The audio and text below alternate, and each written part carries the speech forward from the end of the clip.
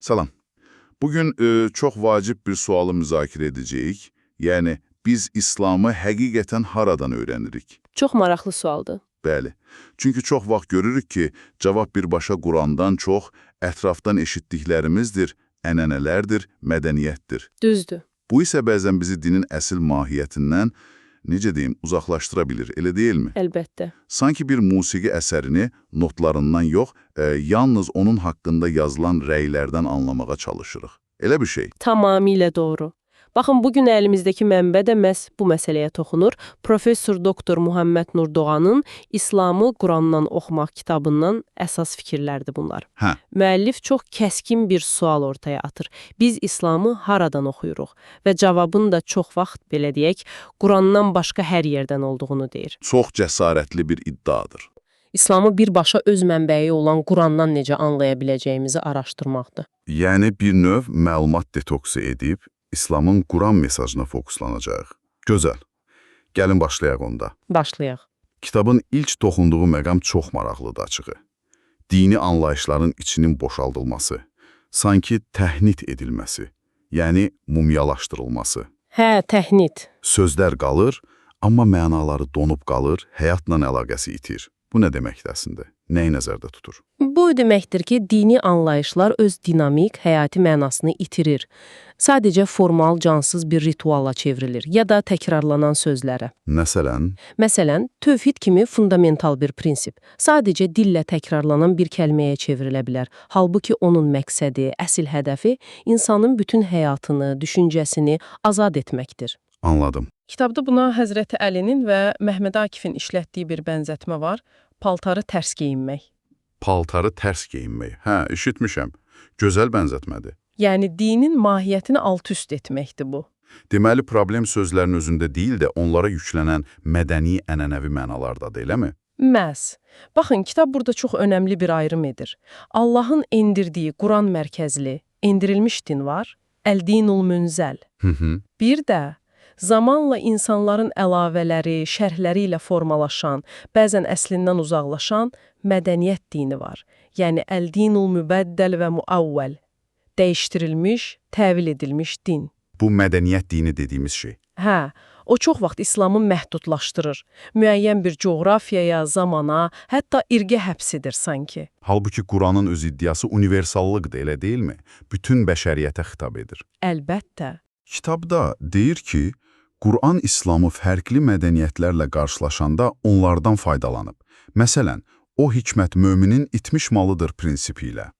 Amma öz ilahi kimliyini qoruyub saxlayıb. Bəli, Osmanlı, Əndəlis kimi təcrübələr buna nümunədir. Amma iş mədəniyyət dininə çevriləndə, mənbənin də qeyd etdiyi kimi, bəzən başqalarını ötəkiləşdirmə meyli yaranır. Başqa dinlərdə olduğu kimi. Məsələn, Yahudiliyin və ya Xristiyanlığın zamanla daha çox milli və ya mədəni kimlik qazanması kimi. Elədir. Bax, bu təhriflərdən qorunmağın yolu nədir? Mənbəyə görə təhrif olunmamış yeganə mənbə olan Qurana qayıtmaqdır. Qurana qayıtmaq. Və Quranın özü də bizi davamlı olaraq bir şeyə çağırır. Düşünməyə, ağlımızı işlətməyə. Hə, o əfələ taqilun ifadəsi. Bəli, dəfələrlə soruşur, ağıl işlətməz misiniz? Bu ağıl, əql və düşüncə məsələsi çox kritikdir məncə də. Kitabda deyilir ki, düşüncə insan olmağın mahiyyətidir, həyatın ruhudur. Çox güclü ifadədir. Həqiqətən, düşüncəsizlik isə cəmiyyəti donuqluğa, çürüməyə, hətta irticaya aparır. İrtica. Bəli, yəni geriliyə, cahilliyə. Bu irtica sözünü çox vaxt başqa mənalarda eşidirik. Amma kitab deyir ki, bu əslində Quran terminidir. Necə yəni? Yəni ağıldan, elmdən, fitrətdən üz döndərib keçmişin cahilliyinə qayıtmaq deməkdir əslində. Çox maraqlıdır ki, ağıl Quranda insanın daşıdığı ən böyük əmanət kimi təqdim edilir. Əmanət. Bəli, hətta Arif surəsi 179-cu ayədə deyilir axı, qəlbləri olub anlamayanlar, gözləri olub görməyənlər, qulaqları olub eşitməyənlər. Onlar nəyə bənzədilir? Heyvanlara bənzədilir, hətta onlardan daha aşağı səviyyədə göstərilir. Yəni, potensial olaraq ağıllı olmaq yox, o ağıllı aktiv şəkildə istifadə etmək vacibdir. Aktiv istifadə. Bəli, ağıl işləməyəndə cəmiyyət də ruhunu itirmiş bədən kimi, necə deyim, çürüyür. Bu çox güclü bir mesajdır, həqiqətən. Bəs İslamın təməli olan tövhid, kitab bunu necə izah edir? Yəni sadəcə Allah birdir deməkdirmi? Xeyr, qətiyyən elə deyil. Kitab tövhidin sadəcə bir şüar olmadığını, əksinə hərtərəfli bir qurtuluş layihəsi olduğunu vurğulayır. Qurtuluş layihəsi? Bəli, Hazreti Peyğəmbərin Məkkədə ilk çağırışı yadınızdadır. La ilahə illallah deyin, qurtulun. Yəni, tufluhu. Qurtulun. Maraqlıdır, nədən qurtuluş? Nələrdən qurtarır tövhid? Baxın, kitaba görə tövhid insanı hər cür qorxudan azad edir. Ölüm qorxusu, gələcək qorxusu, cəmaat nə deyər qorxusu. Həmçinin tamahdan, egoizmdən, cəmiyyət təzyiqlərindən, xurafatlardan, saxta ilahlardan azad edir. Saxta ilahlar deyəndə? Yəni, Allahdan başqa gücünə sığınılan hər şeydən. Yalnız Allaha qul olmaq, insanı minlərlə başqa ilahın köləliyindən xilas edir. Bu, əsl azadlıqdır. Çox geniş bir azadlıq anlayışıdır bu. Həqiqətən düşündürücü.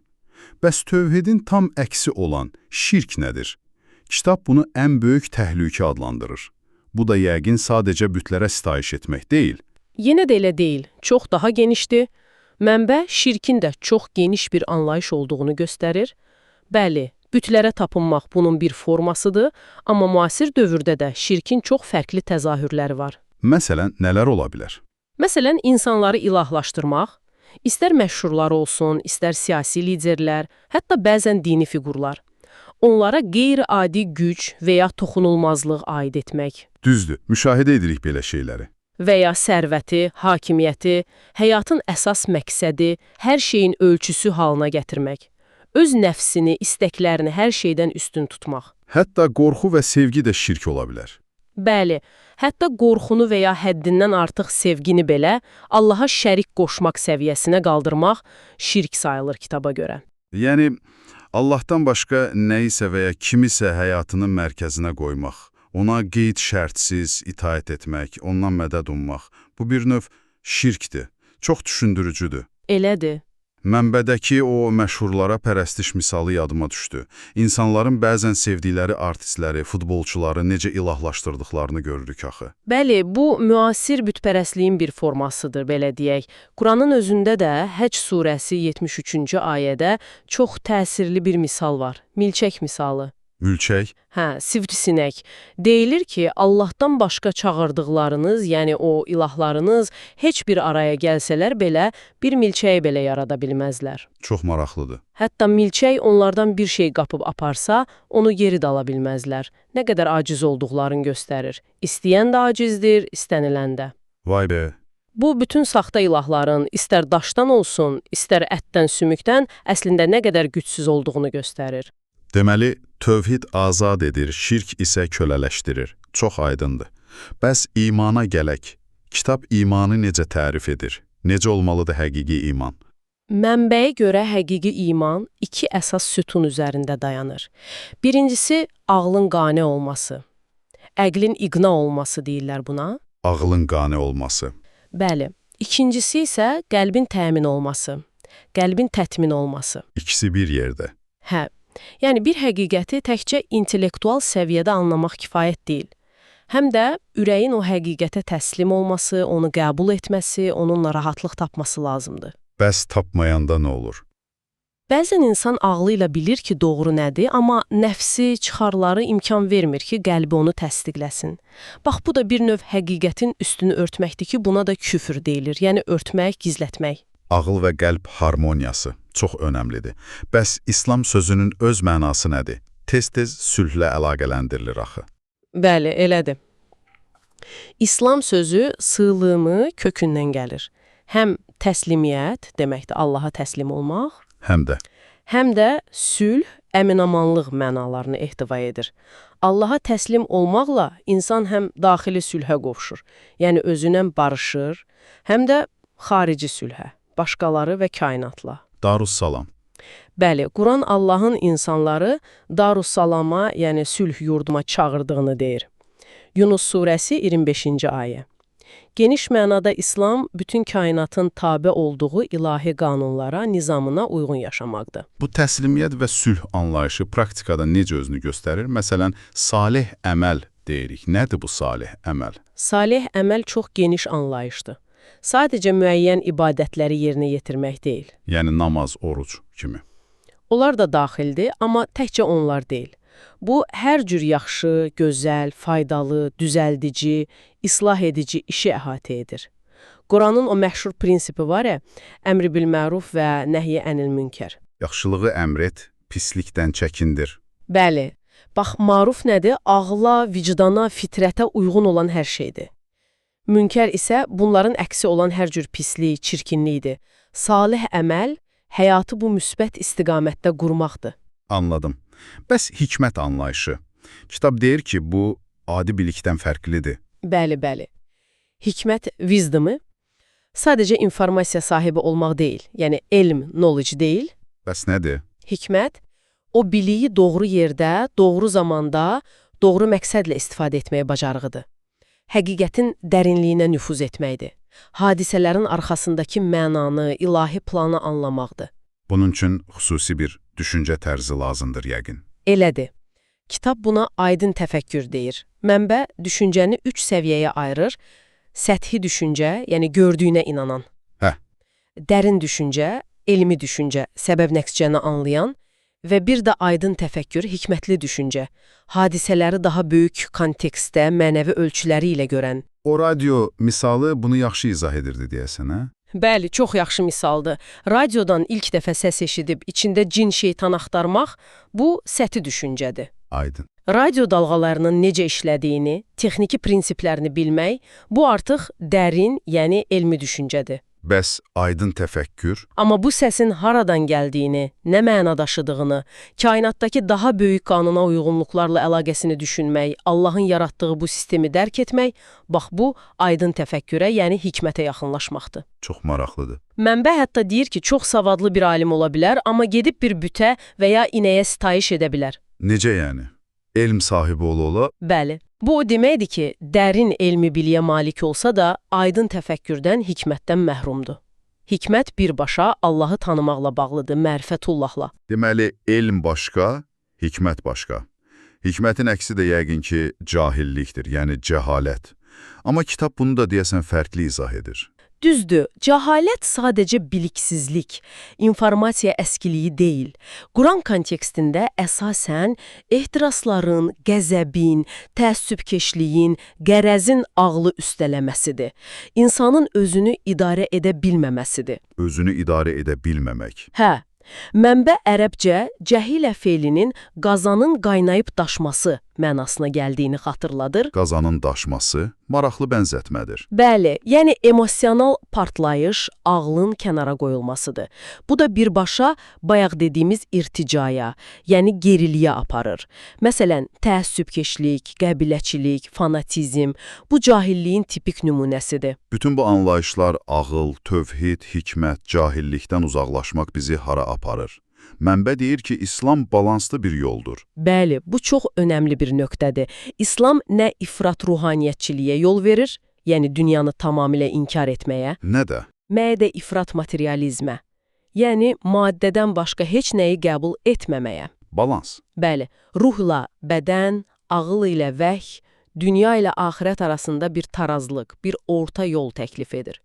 Eyni zamanda İslam hər cür sosial, irqi, sinfi və hətta ruhani iyerarxiyaları da rədd edir. Bu çox vacibdir. Quranın məşhur Hucurat surəsi 13-cü ayəsi var axı, çox aydın ifadə edir. Allah yanında ən hörmətliniz, ondan ən çox çəkinəninizdir. Yəni ən təqvalı olanınızdır. Üstünlük nədədir onda? Üstünlük nəsildə, rəngdə, sərvətdə deyil, yalnız təqvadadır. Yəni Allah şuurunda, məsuliyyət hissində. Bu bərabərlik prinsipi çox fundamental səslənir həqiqətən. Bəs öyrənmə prosesinə qayıtsaq, kitab təqlid və təhqiq anlayışlarını necə fərqləndirir?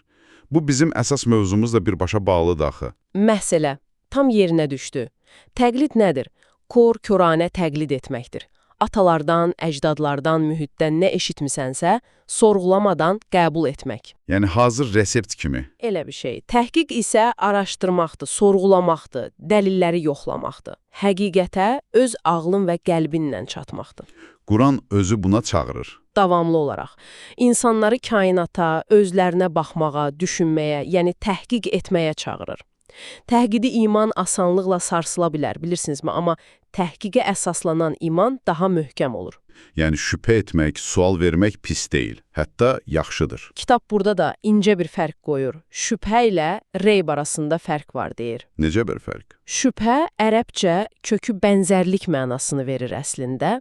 İnsanı araşdırmaya sövq edən bir şeydir. Fərqli ehtimallar arasında qalma halıdır. Elmin özü şübhə üzərində qurulub axı. Suallar soruşaraq inkişaf edir. Düzdür. Bəs reyb? Şəkdir. Quran özü haqqında lə rəybə fih deyir. Yəni onda heç bir rəyb, şək, şübhə yoxdur. Amma düşünməyə də çağırır. Bəli. Eyni zamanda düşünməyə, anlamağa çağıran mütəşabih ayələrində olduğunu bildirir. Yəni mənası tam açıq olmayan, üzərində düşünmə tələb edən ayələr. Deməli, sağlam şübhə təhqiqə aparır. Bəli. Xəstəlikli rəyb isə inkarçılığa apara bilər. Anladım. Beləliklə, iman həm ağılla təsdiqi, həm qəlblə təslimiyyəti, həm də araşdırmanı tələb edir. Çox şaxəli bir prosesdir. Bəs əməllər, imanla əməlin əlaqəsi nədir? Kitaba görə bu ikisi ayrılmazdır, bir bütündür. Quran demək olar ki, həmişə iman edib salih əməl işləyənlər deyə birlikdə qeyd edir. Tez-tez rast gəlirik. Yəni, iman yalnız qəlbdə və ya dildə qalan bir şey deyil. Mütləq həyata, davranışlara, əməllərə yansımalıdır. Saf surəsindəki o sual çox kəskindir. Ey iman gətirənlər, etməyəcəyiniz şeyi niyə deyirsiniz? Çox güclü xəbərdarlıqdır. Bəli, iman və əməl birliyinin vacibliyini göstərir. Salih əməllər arasında infaq, yəni Allah yolunda xərcləmək deyəsən xüsusi vurğulanır kitabda. Bunun hikməti nədir? Niyə bu qədər önəmlidir? Bəli, infaq çox mühümdür. Və bu, sadəcə kasıblara sədəqə verməkdən ibarət deyil. Kitab bunu daha geniş kontekstdə izah edir. Necə? Sosial ədalətsizliyin qarşısını alan əsas mexanizmlərdən biri kimi təqdim edir. Yəni, bir tərəfdə həddini aşan varlılar var, Quran onlara mütrəflər deyir. Digər tərəfdə isə yoxsulluq. Bax, bu uçurumun qarşısını alır infaq. O ayə var idi, ehtiyacdan artıq qalanını verin. Bəli, Bəqərə surəsi 219. Bu, mal yığma xəstəliyinə qarşı bir müalicədir, əslində. İnfaq həm də insanın dərk etməsidir ki, sərvətin əsl sahibi Allahdır və cəmiyyət qarşısında məsuliyyəti var. Bütün bu müzakirələrdən sonra gəldiyimiz nöqtə nədir? Belə çıxır ki, problem İslamın özündə deyil, yoxsa bizim onu anlayışımızdadır problem. Bax, kitabın əsas tezi, əsas iddiası budur. Problem İslamın özündə deyil, bizim onu anlayışımızdadır. Bizim dərk etmə tərzimizdədir. Yəni, yenilənməli olan din deyil, bizim zehnimizdir. Məhz, ehtiyac duyulan şey İslamı yeniləmək deyil, bizim İslam anlayışımızı, zəkamızı yeniləməkdir. Zihniyyət islahatı aparmaqdır və Qurana qayıtmaqdır. Bu, çox vacib bir ayrımdır. Mənbə həm keçmişə korkorana bağlanıb qalanları tənqid edir, məsələn. O, ictihad qapısı bağlandı deyənləri, həm də qərbi korkorana təqlid edənləri, ikisini də. Tamamilə, şikin özü, yəni İslam hüququ, dinamik olmalıdır. Zamanın və məkanın dəyişən şərtlərinə cavab verə bilməlidir. Məzhəb imamlarının özləri də buna işarə ediblər deyəsən? Bəli, mənbə xatırladır ki, İmam Malik öz kitabının rəsmi qanun olmasına qarşı çıxıb. İmam Əbu Hənifə deyib ki, dəlilimi bilməyən mənə tabe olmasın. Çox maraqlıdır. Deməli, onlar özləri də donmuş qaydalar yaratmaq istəməyiblər. Əlbəttə, bu göstərir ki, məzhəblər donmuş ideologiyalar deyil, yol göstərən metodlardır əslində. Quran və sünnədə açıq hökm, yəni nas olan yerdə ictihada, şəxsi rəyə yer yoxdur, bu aydındır. Amma hökm olmayan və ya şərait dəyişən məsələlərdə ağılla Quranın ruhuna uyğun həllər tapmaq lazımdır. Yekun olaraq, kitab İslamın nə olmadığını və nə olduğunu necə xülasə edir? Bu bəlkə də dinləyicilər üçün ən yadda qalan hiss olar. Bəli, çox aydın şəkildə maddə-maddə sadalayır. İslam nə deyil? Birincisi, müəyyən bir bölgəyə, irqə və ya dövrə məxsus deyil, universaldır. Başqa? Gerilik, cahillik, kör-köranə təqlid deyil. Fatalizm deyil, yəni qədərə çarəsizcə boyun əymək. Ruhbanlıq deyil, yəni ayrıcalıqlı din adamları sinfi yoxdur İslamda. İfratçılıq deyil. Dində məcburiyyət də yoxdur. Bəli, la ikrahə fid-din ayəsi var, dində məcburiyyət yoxdur. Keçmişə pərəstiş deyil, anlaşılmaz sirlərlə dolu mistisizm deyil, terrorizm əsla deyil. və insanları manipulyasiya etmək üçün bir alət deyil. Çox əhatəli bir nə deyil siyahısı oldu. Bəs nədir İslam kitaba görə? İslam hər şeydən əvvəl insanlıqdır. Çünki din insan üçündür. Allaha könüldən təslim olmaqdır və bunun gətirdiyi sülh və əminamanlıqdır. Başqa? Bərlikdir, irq, sinif, cinsiyyət fərqi olmadan bütün insanların Allah qarşısında bərabər olmasıdır. Azadlıqdır, insanı hər cür qorxudan, asılılıqdan, saxta ilahlardan azad edən bir prinsipdir. Məsuliyyət də var idi deyəsən. Bəli, məsuliyyətdir, həm yaradana, həm də yaradılışlara qarşı. Salih əməldir, yəni yaxşı, gözəl, faydalı işlər görməkdir. İnfaqdır, paylaşmaq, sosial ədaləti təmin etməkdir. Və ən əsası, həyatı davamlı olaraq Quranın işığında anlamaq və yaşamaq üçün bir rəhbərdir. Deməli, əsas mesaj çox aydındır. İslamı doğru anlamaq üçün vasitəçilərdən, mədəni qatışıqlıqlardan mümkün qədər arınaraq, birbaşa onun təməl mənbəyi olan Quranı üst tutmaq lazımdır. Professor Doktor Muhammed Nur Doğanın kitabından çıxardığımız əsas nəticə budur deyə bilərik. Bəli, tam olaraq. Bu, həm çətin, həm də çox vacib bir çağırışdır əslində, hər birimiz üçün. Bu dərin söhbətin sonunda bir düşüncə toxumu da sizin üçün buraxmaq istəyirik, əziz dinləyicilər. Biz bugün İslamı anlamaq üçün birbaşa mənbəyə, Qurana müraciət etməyin əhəmiyyətindən danışdıq. İndi biraz daha geniş düşünək. Ümumiyyətlə, hər hansı bir mürəkkəb mövzunu, fərqi yoxdur, istər elm olsun, istər fəlsəfə, istər tarix, yalnız şərhlərə, ikinci əl məlumatlara güvənmək əvəzinə, birbaşa onun fundamental mənbələrinə gedərək öyrənmək, sizin o mövzuya baxışınızı və anlayışınızı necə dəyişə bilər? Sizcə bu yanaşma fərq yaradarmı? Bu barədə düşünməyə dəyər. Sağ olun. Sağ olun.